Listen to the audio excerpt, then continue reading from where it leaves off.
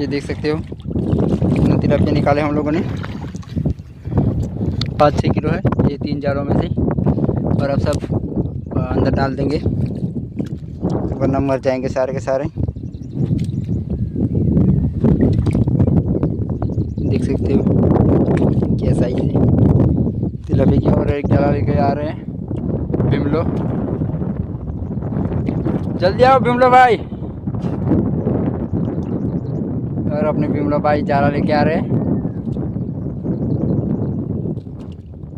देखते हैं कितनी मछली लगी उसमें।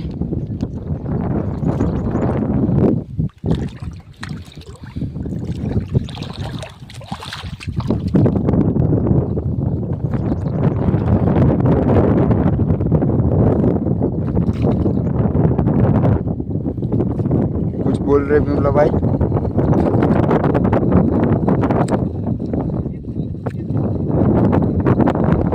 बोल रहे इसमें कुछ नहीं आया, सबके सब इसमें ही आ गए 3 ही जाले में।